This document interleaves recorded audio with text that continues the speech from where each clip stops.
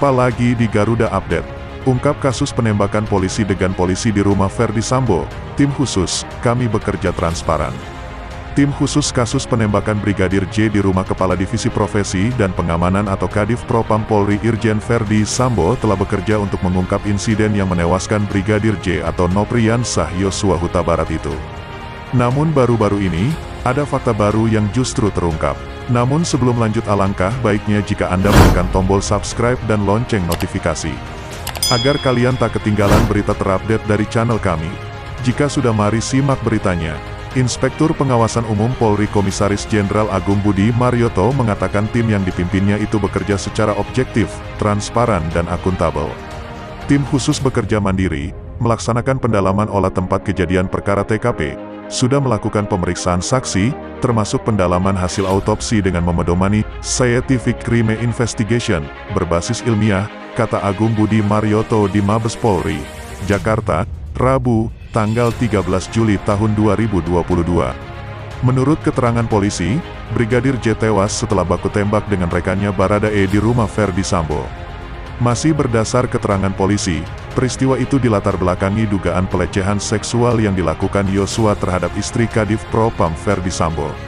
Saat itu istri Ferdi Sambo disebut berteriak minta tolong dan kemudian didengar oleh Baradae. Dia kemudian mendatangi sumber suara dan kemudian terjadi baku tembak di rumah Kadif Propam Ferdi Sambo. Brigadir J yang diketahui sebagai petembak ulung justru tewas dengan luka tembak di tubuhnya. Namun pihak keluarga korban mengungkapkan adanya kejanggalan dalam kematian Brigadir J, salah satunya karena jari korban yang putus dan adanya luka sayatan.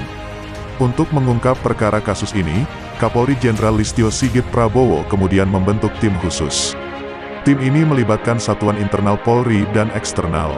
Wakil Kepala Polri Komjen Pol Gatot Edi Pramono didapuk sebagai penanggung jawab, Irwasum sebagai ketua, dan dibantu Kabareskrim Komjen Pol Agus Andrianto, Kabain Telkam Komjen Pol Ahmad Doviri, dan Asisten Kapolri Bidang ASD Irjen Pol Wahyu Widada. Selanjutnya, tim melibatkan Kompolnas dan Komnas HAM.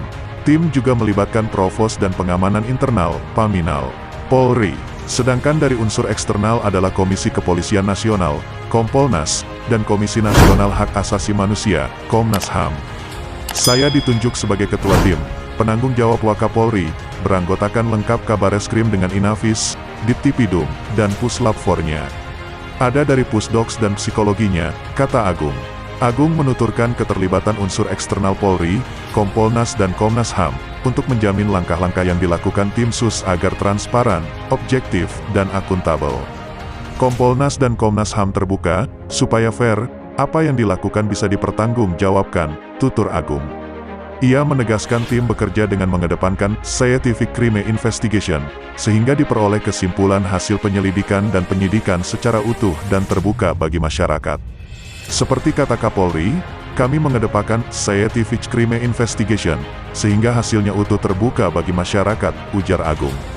Komisioner Kompolnas Beni Mamoto menyebutkan langkah Kapolri membentuk tim sus dalam kasus polisi tembak polisi ini sebagai wujud transparansi dan memastikan bahwa proses penyidikan sesuai dengan aturan, objektif, dan semua analisis kesimpulan berdasarkan fakta di lapangan yang telah diuji, baik melalui pendekatan saintifik ataupun para ahli, termasuk cek silang kesaksian.